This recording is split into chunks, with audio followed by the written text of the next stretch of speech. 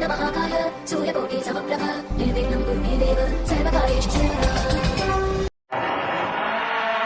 जब रात होती है तो हम एक दिया जला लेते हैं और उसकी रोशनी में खुद को महफूज समझते हैं, मगर उस रोशनी के परे जो अंधेरा है वो अपने अंदर बहुत सारी कहानियां समेटे हुए है और इन्हीं कहानियों को आपको लेकर आता है रात के अंधेरे में।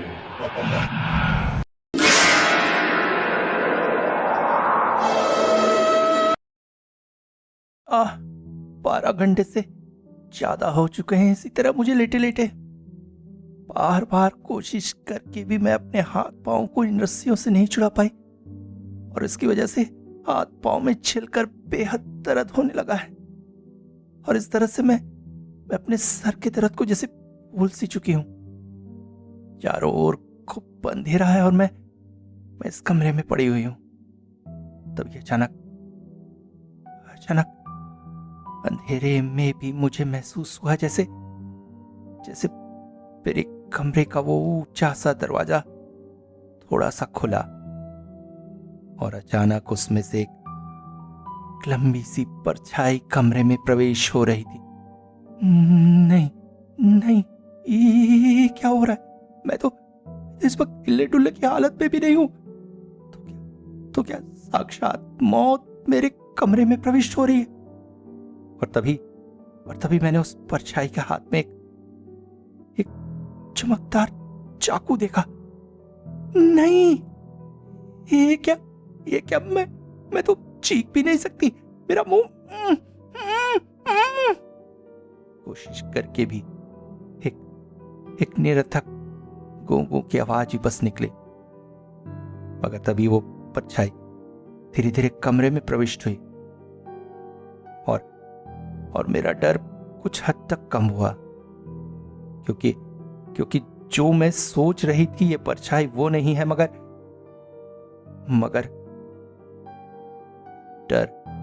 डर पूरी तरह से जाने लायक भी नहीं है, क्योंकि इस वक्त मेरे कमरे में हेक्टर है, हाथों में एक चाकू पकड़े हुए। मगर वो क्या करना चाहता है? ऐसा वो क्यों करना चाहता है? वो धीरे धीरे मेरे पास आने लगा। उसके हाथों में तना हुआ चाकू से अंधेरे में मुझे दिखाई दे रहा था और अगले ही पल एक बार। मगर ये क्या? हेक्टर तो मेरे हाथ और पांव खोल रहा था। हाँ, ये क्या कर रहा है वो? थोड़ी ही देर में मेरे हाथों पांव के रस्सियां खुल चुकी थी। मैं उठकर बैठ गई। आप जल्दी मेरे साथ आइए। वो मुझे लेकर बाहर चल पड़ा। तभी पांव हम दोनों धीरे धीरे कॉरिडोर पार करके सीढ़ियों तक पहुंचे। सीढ़ियों से उसी तरह दबे पांव हम नीचे उतरने लगे। नीचे उतरते हुए अचानक वो मुझे एक कमरे की तरफ ले गया। शायद उनका स्टोर रूम था। कमरे का दरवाजा खोलते ही एक घुटन भरी हवा मेरी सांसों को छूकर निकल गई, जैसे कमरा कई सालों से न खुला हुआ हो। कमरे के अंदर प्रविष्ट होते ही हेक्टर बोला, तुम यहां हो? हाँ, मैं पहले से आ गई हूं। मैंने सामने देखा एनी खड़ी थी। मैं दौड़कर उससे लिपट गई। एनी, मुझे लगा था मैं अब तुम लोगों को कभी नहीं देख पाऊंगी। स्वीटहार्ट, मैं तो तुम्हारे पास ही हूं। मैं उससे लिपट कर जैसे कुछ पल को अपना दर्द भूल सी गई थी। अचानक हेक्टर बोला, आप लोग का यहाँ ठहरना सही नहीं है। पापा अगर जाग गए तो हम लोग बाहर कैसे जाए? अचानक उसने एक खिड़की खोलने की कोशिश की। थोड़ा जोर लगाकर वो खोल नहीं पा रहा था। मैंने उसकी मदद की। खिड़की खुलते ही बाहर सुनसान वीरान जंगल दिखाई देने लगा। खिड़की में कोई जाली नहीं थी, इसलिए एक इंसान आसानी से खिड़की से बाहर जा सकता था। आप इस रास्ते से चले जाइए, और इसे भी अपने साथ ले जाइए, इस अभिशप्त गांव से कहीं दूर, वरना ये भी यहाँ मर जाएगी। प्लीज प्लीज आप जल्दी करिए, पापा के जागने से पहले आप लोग निकल जाइए। हाँ, मैं चली जाऊंगी। मैं आज की रात ही इस गांव से चली जाऊंगी और एनी को भी अपने साथ ले जाऊंगी। फिर दोनों भाई बहन एक दूसरे से लिपट कर रोने लगे। दोनों के बीच विदाई पर्व जब खत्म हुआ तो मैं एनी को लेकर खिड़की से बाहर कूद गई। जंगल में चलते हुए अब भी हल्की बारिश हो रही थी। मुझे पता था मुझे कहाँ जाना है। इस वक्त एक ही इंसान है जो हमारी मदद कर सकता है और वह है मिसेस सिल्वी। उन्होंने उस दिन मुझे अपना घर दिखाया था। मैं एनी को साथ लेकर उनके घर पहुंच गई। अपने घर में बैठक में मुझे बिताते हुए बोली, तुमने अच्छा किया जो तुम वहां से चली आई, मगर इस अभिशप्त लड़की को अपने साथ क्यों लेकर आई? आप क्या बात कर रही है? ये कोई अभिशप्त नहीं है और मैं इसे लेकर शहर चली जाऊंगी, यहाँ से बहुत दूर। बेवकूफ लड़की, इसके माता पिता तुम पर अपहरण का केस कर देंगे। पर मैं इसे यहाँ कैसे छोड़ सकती हूँ? और आखिर इस गांव में क्या चल रहा है? कौन है ये डेजी? क्यों वो लोगों की जान के पीछे पड़ी हुई है? कोई बताता नहीं क्यों मुझे? तो तुम डेजी के बारे में जानना चाहती हो? ठीक है, वैसे भी सुबह वाली बस को अभी टाइम है। डेजी के बारे में बता ही सकती हूँ। हाँ, मुझे भी सुनना है। मैंने मामा से पूछा था मगर उन्होंने नहीं बताया। हाँ, एक बार पापा ने गुस्से में कुछ कहा था पर मुझे समझ में नहीं आया। ऐना बोल पड़ी। तो सुनो, ये गांव आज जैसा है ऐसा पहले नहीं था। आज से कुछ साल पहले ये गांव बहुत ही खुशहाल था। यहाँ पर बच्चों की किलकारियां गूंजती थी, सब सुखी थे। मगर कहते हैं ना, कहीं ज्यादा सुख हो तो नजर लग जाती है, और वही हुआ इस गांव को। गांव के एक कारपेंटर पैट्रिक और टीना के घर में एक बच्ची ने जन्म लिया। मगर ये कोई साधारण बच्ची नहीं थी। इसके हाथ पांव अपेक्षाकृत बहुत लंबे थे। शरीर और चेहरा बहुत ही दुबला पतला, देखने से बहुत डरावनी दिखती थी। लोगों ने कहा वो एक विच है। उसका जिंदा रहना गांव के लिए ठीक नहीं होगा, और इसीलिए गांव वालों ने पैट्रिक और टीना से कहा कि वो अपनी बच्ची को मार डालें। मगर टीना का मन एक मां का मन था। वो ऐसा कैसे कर सकती थी? इसलिए उसने तय किया वो अपनी बच्ची को दुनिया की नजरों से छुपा कर पालेगी। पैट्रिक तैयार ना था, मगर पति की बात पर उसे मानना पड़ा।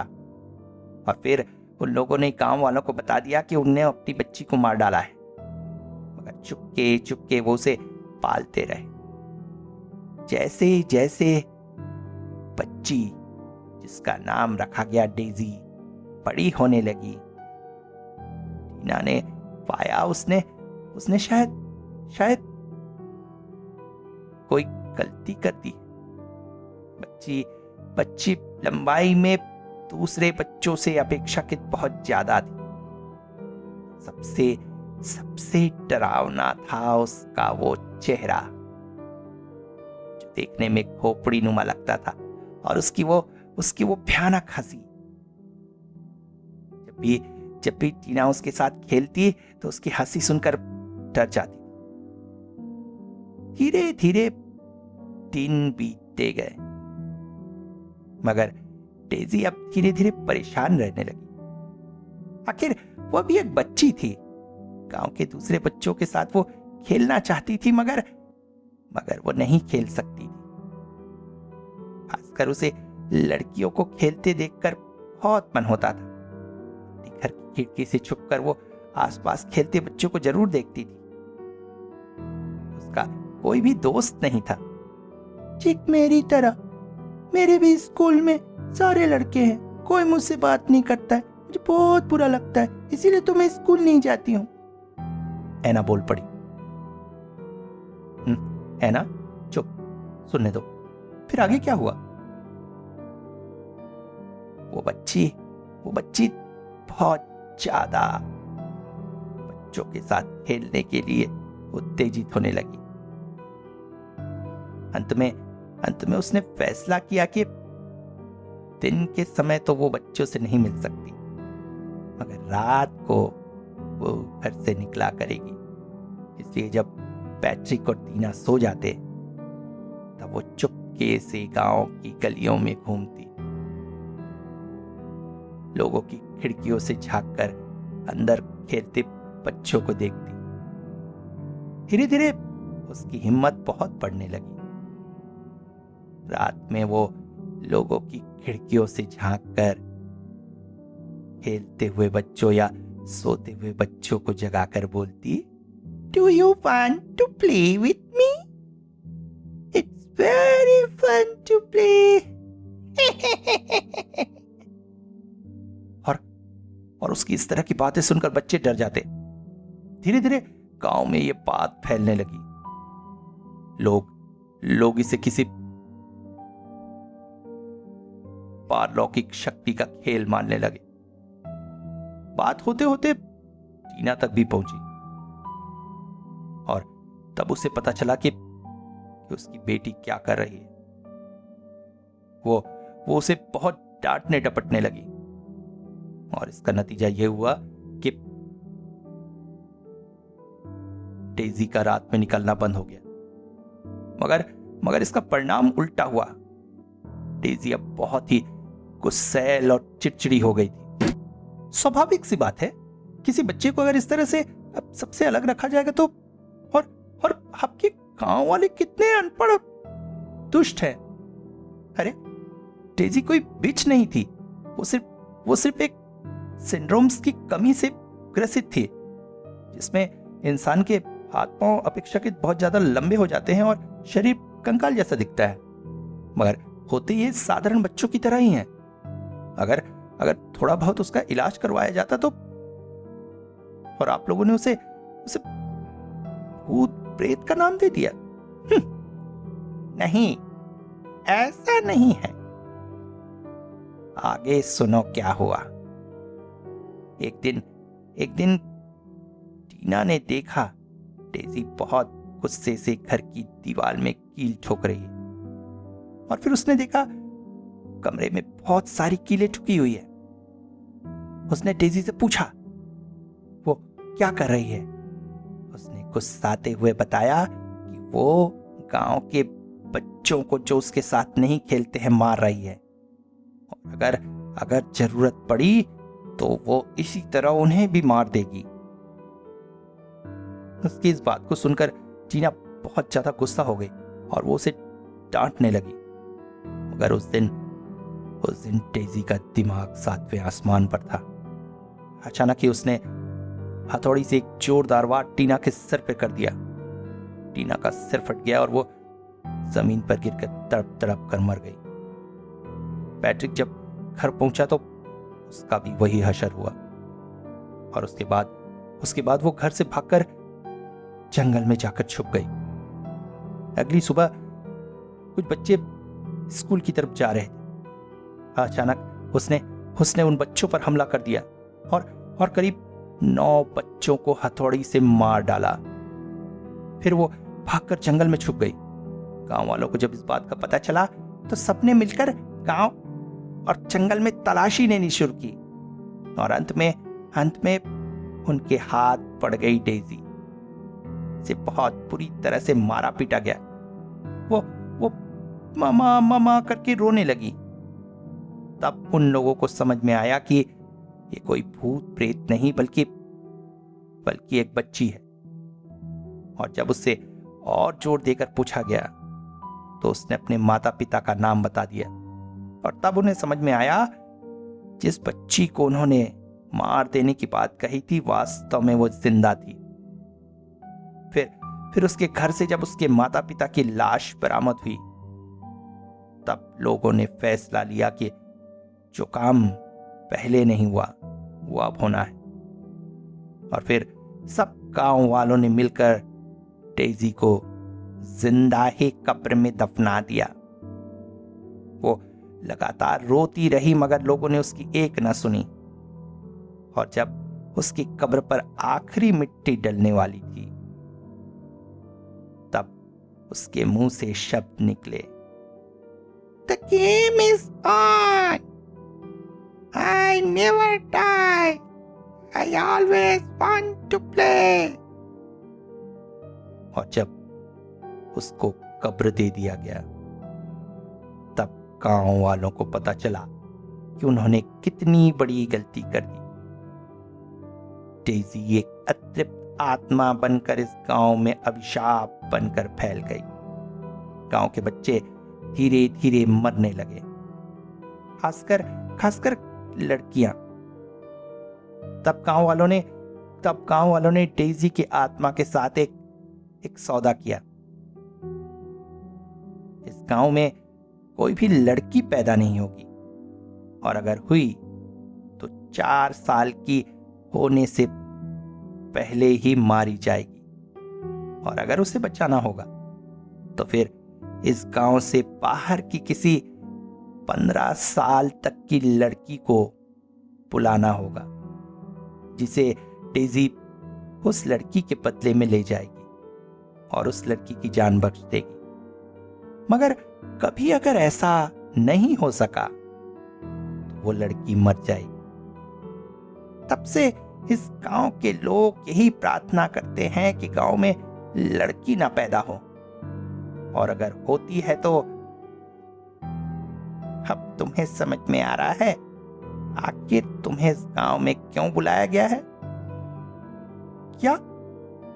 Oh shit! ये लोग इतने क्रूर और कमीने हैं।